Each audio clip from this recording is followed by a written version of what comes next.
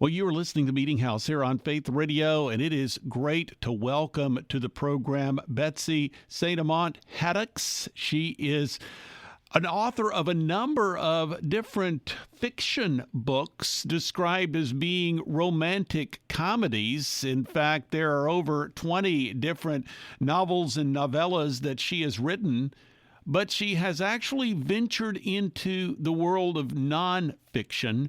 And the name of the book that she's written is called Once Upon a Divorce, Walking with God After, quote, the End.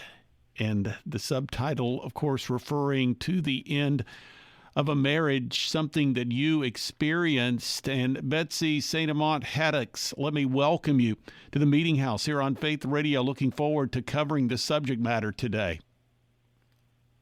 Great. Thank you so much. I'm glad to be here. Let's just begin by giving our listeners an idea about really what your response was at that time that is described in the subtitle as the end. And once that became clear, once that became known and a reality, what impact did that have and what did you do next?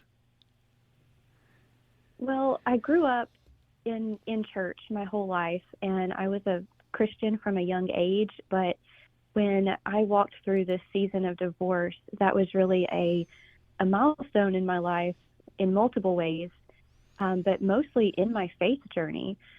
There was definitely a before and after line in the sand of my walk with God. And so when my husband left and I found myself on the other side of that, you know, just like everyone who goes through a trial, you have a choice to make. You can turn your back on God out of anger or fear or apathy and try to do things your own way, or you can cling desperately to his garment, and that's what I did. I needed him so badly, and I chose to cling with all I had, and that started the next level of my faith journey. And how is it? Because, like you say, that was a line in the sand. For you, it actually drew you closer to God. I can imagine there are those that actually take a different perspective in that sort of situation. So what is it that really drove you to press in closer to God during that time?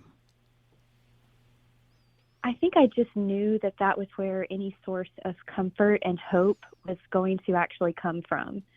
And not that I walked that journey perfectly. I made plenty of mistakes. There's a bunch of what not to do's in my book. But overall, my heart was to move forward with the Lord, because I just knew that anything else, eventually, it was going to be a waste of time and would probably do more damage rather than actually heal me.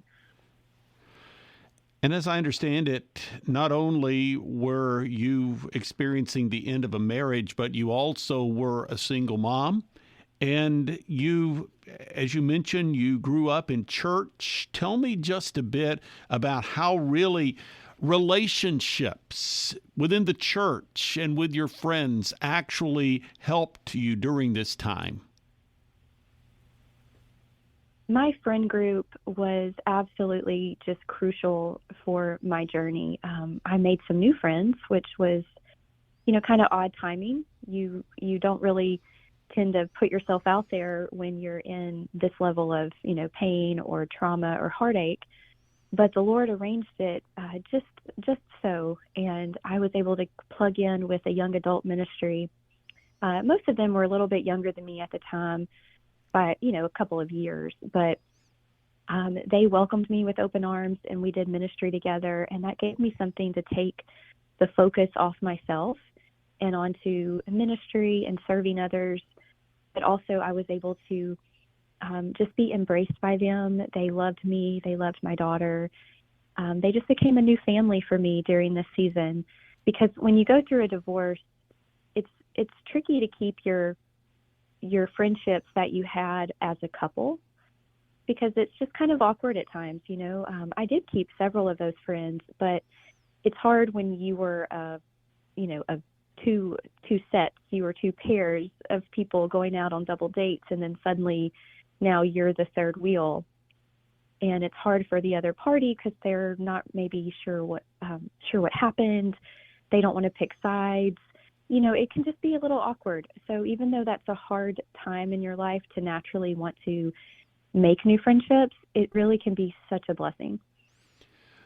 You're listening to Meeting House here on Faith Radio. Betsy St. Amant Haddox is joining us today here on the program. The book is called Once Upon a Divorce, and you are someone who is an experienced author. Your work actually has been in that, as we might say, rom-com field or genre, if you will. This sounds obviously very different. For one thing, it's nonfiction. It's real life. It's really something that has happened to you. So tell me about just the difference in writing this sort of book as opposed to what you had been writing in the romantic fiction realm. Nonfiction is an entirely different beast, which I knew logically going into this, but until I sat down and really started telling my story and, putting it into different topics and chapters, I had no idea what I was getting into, honestly. But the Lord paved a way and opened a door for my publisher, Kriegel Publications, to make this book happen. And it was hard. It was hard revisiting a lot of these things that, I had been through. But it was really kind because the Lord just gave me another layer of healing that I didn't even realize I needed while I was writing this book. So that was really unexpected and such a blessing. What are some of the different components that you really wanted to communicate to women that have found themselves in a similar situation as the one you were facing? One of my goals for this book was to try to eliminate the stigma that divorce in the Christian community can bring. It's not really talked about. It's getting better, but when I was going through this, the church didn't really know what to do with me, and I don't blame them for it, but I just felt like there was kind of a scarlet letter still attached to Christians and divorce, and it was this taboo type subject, So I really wanted women to feel seen when they read this book, and I wanted them to feel a sense of just being understood and accepted in their grief and not shunned or rejected again from those who really should be loving them and walking them through this trial. So I think that was my main goal, was for women to feel seen and understood, but also to offer them hope if they felt stuck or still in the throes of that kind of depressed state. I wanted them to know there really is another side, and there is, a future for them that is good and bright. And what was it like to actually look back on this season of your life following your divorce?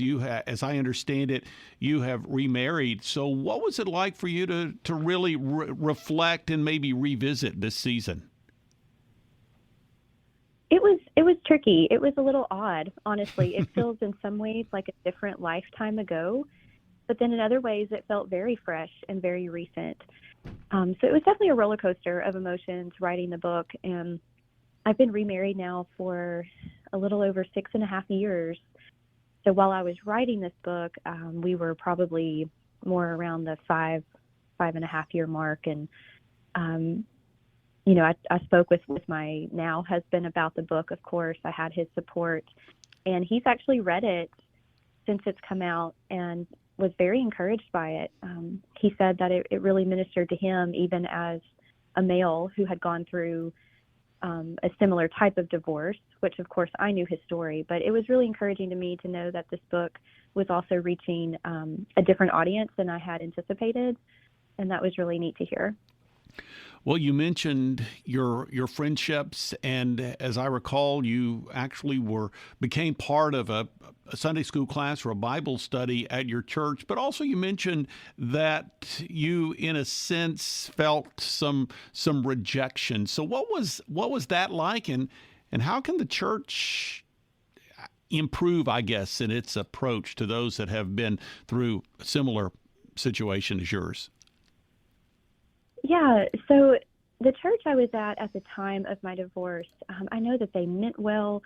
There is zero, hard feelings or anything like that. But I think they were just so surprised, and they had never dealt with anything like that before, that they just didn't really know what to do with me. So when I went to one of the staff members and told them, how I was struggling and that I was really praying for restoration of my marriage, their response was very off-putting to me. They didn't seem to really want to help me fight. They didn't want to try to counsel with my husband at the time. It's almost like they just wanted it to all kind of go away because they weren't sure what to do.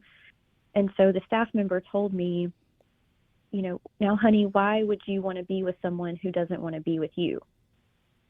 And that just wasn't what I was expecting or needing at the time. I needed someone to fill me with, faith and hope and partner with me in my next steps, whatever those were going to look like. And so I ended up moving into a different church community and kind of starting fresh, where no one knew me and him as a me and him, if that makes sense. Right.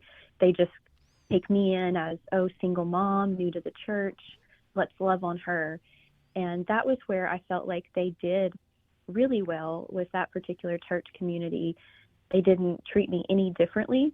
There was no suspicion. There was no rejection type feelings. I was just brought into the fold.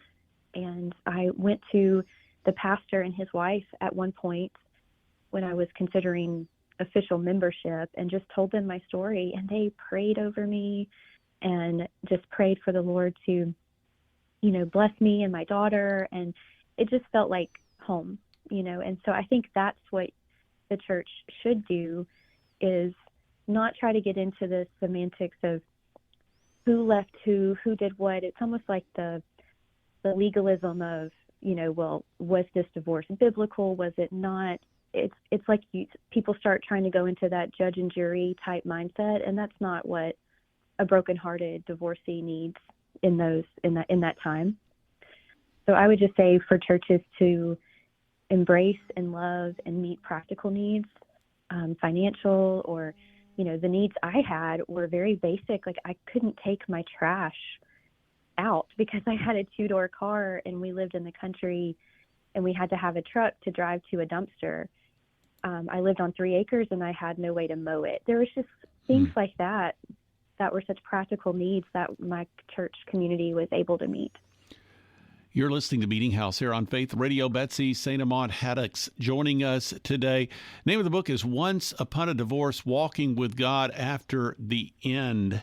And as we begin to wrap up our conversation, I understand that as you were writing this book, you actually talk about putting up a sticky note. It said, drop the pen. Drop the pen. What does that mean? And why was that important? I needed the reminder just right there in my face on my computer monitor to drop the pen, meaning stop trying to write and control your future and your next steps, and to trust God and surrender that pen to the Lord, who is the perfect author and finisher of our faith and the writer of our stories, and just me surrendering that to him and letting go of striving and trying to make things happen, because I was just making it worse for myself when I tried to do it. But when I just relinquished that pen, meaning that control or the illusion of control, things went so much better and so much more peacefully. And you wrap up the book with something called A Prayer for You, Dear Reader. Tell me about that, please. Well, that was actually really interesting because I wrote the book, and it felt like it just didn't end because it is kind of topical by chapter, and I wanted a epilogue of sorts, something to bring it home and to close, and something for the reader to be able to close the book and just have that final moment. And I wasn't sure what to do, and I messaged one of my best friends and told her about that, and she said, what if you prayed for the reader as that last chapter? And I thought, that's exactly what this book needs. And so I penned that prayer with tears streaming down my cheeks. And I think it was just the perfect ending. So the Lord inspired my friend with that idea, and I'm so glad. So, what was most helpful during this entire season following your divorce as far as experiencing the nearness of God and His healing power? Oh man, there's so many stories of the way God came through for me and the way I felt seen by the Lord.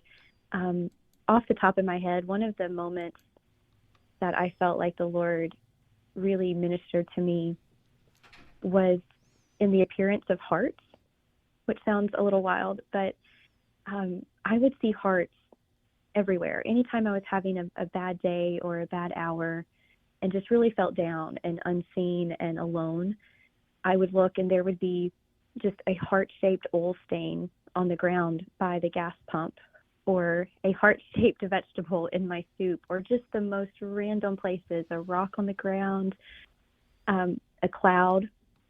I would just see hearts from the Lord, and every time it kind of regulated me back into what I needed to be focused on in that time. And that was just a little heavenly wink, is what I call it, between me and the Lord. That really lifted me up. And I encourage readers in the book to ask the Lord to give them something similar, to give them just a little something from Him, because I really believe He does and He will. Betsy St. Amant Haddox joining us today here on the Meeting House on Faith Radio. And Betsy, how can people connect with you online? My website is the best place to engage with me. You can sign up for my newsletter, and that's www.betsysaintamant.com. And I'm also on Facebook and Instagram under Betsy St. Amant Haddox. And so how's this writing in the nonfiction space affected your fiction work? Or has it? Other than time, it really hasn't affected it. Any book takes a long time to complete, start to finish, whether that's fiction or nonfiction. So that writing the nonfiction did, of course, take up a chunk of time. But and then now, marketing the book is also a little time consuming. But I'm really hoping that readers can maybe cross over and maybe start to find and enjoy my fiction that enjoyed the nonfiction, and vice versa. Very good. Betsy, thank you so much for spending some time with us today here on the Meeting House on Faith Radio. Thank you so much for having me.